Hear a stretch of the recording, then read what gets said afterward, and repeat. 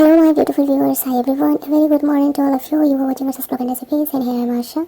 Welcome back to my channel. ये बाहर इतना कुत्ता भौंक क्यों रहे हैं? कुत्ता नहीं, कुत्ते भौंक रहे हैं। पता नहीं क्या शोर शराबा लगा रखे है। इतना लड़ाई झगड़े में मन क्यों बैठता है इन कुत्तों का?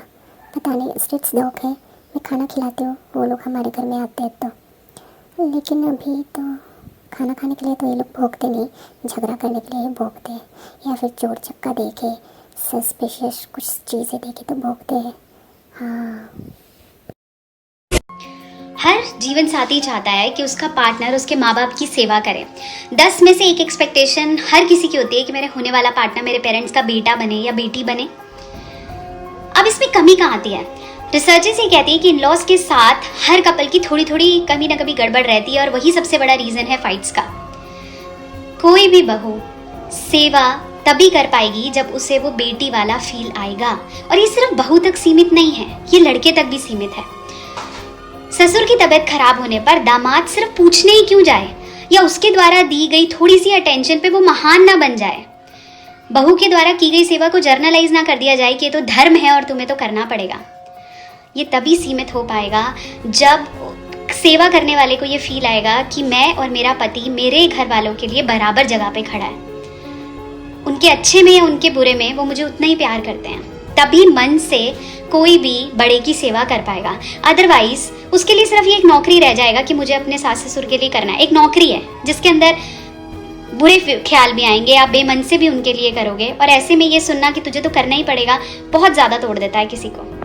90% से ज़्यादा मैरिजेस में लड़ाई का रीज़न होता है सास, ससुर, ननद, देवर। क्यों? क्योंकि ये जो 4 लोग हैं जिनकी पर्सनालिटी आपकी वाइफ से, आपके हस्बैंड से नहीं मिल रही है, उनके आपस में कलेश। ऐसे में पति क्या करता है? अपनी बीवी को ना बिल्कुल ख़त्म ही कर देता है, उसके लिए स्टैंड नहीं लेता है इनिशियली, या वो जो बोलती है उसको बोलते चुप हो जाओ। ऐसे में मैं पति को समझ सकती हूँ कि उसके लिए भी एकदम से इतने बड़े बड़े डिसीजंस लेना मुश्किल हो जाता है। लेकिन एक ऐसी लड़की जो सब कुछ छोड़ के आपके लिए आई है, उसे कंसिडर तो किया जा सकता है।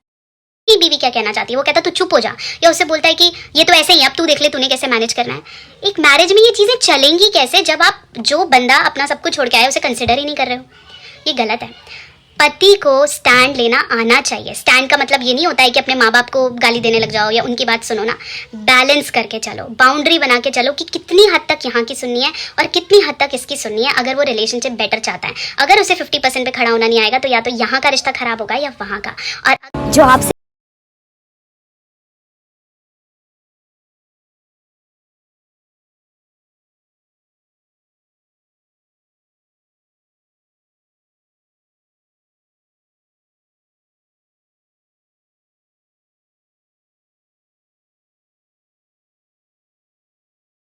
एक औरत की सबसे बड़ी ताकत क्या है बताएं?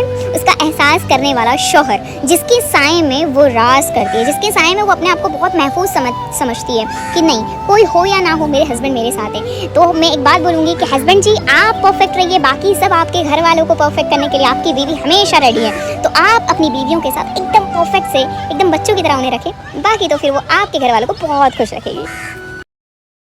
हर किसी को थोड़ी ना बताया जाता है कि कितनी तकलीफ में है हम, कि हर किसी को नहीं बताया जाता कि कितनी तकलीफ में है हम। कोई बिन कहे समझे ऐसा भी इंसान होना चाहिए ना जिंदगी में।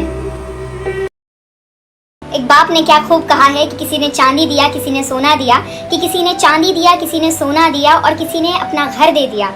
जहेज में सब कुछ दे दिया, लेकिन मैंने वो दिया जो मेरे घर की रौनक थी। मैंने वो दिया जिसको 19-20 साल पाला, अपनी जान से लगा कर रखा।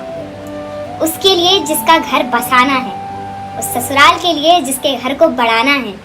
तो कोई बाप अगर अपनी बेटी देना तो उनको अपना बच्चा समझ के रखे, ना ही कि बहू।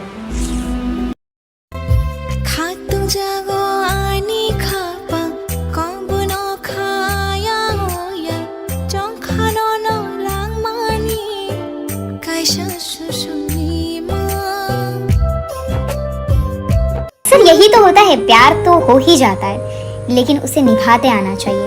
किसी का चेहरा देख के मोहब्बत हो जाती है तो उसकी आंखें देख के, या फिर उसकी मुस्कान देख के, या फिर उसका स्किन का कलर देख कर हम एक इंसान को ऐसे ही पसंद करते हैं। हमने उसका दिल थोड़ी ना देखा है। 2-3 पल में आप उसको देख के जज कर लेते हो कि मोहब्बत हो गई।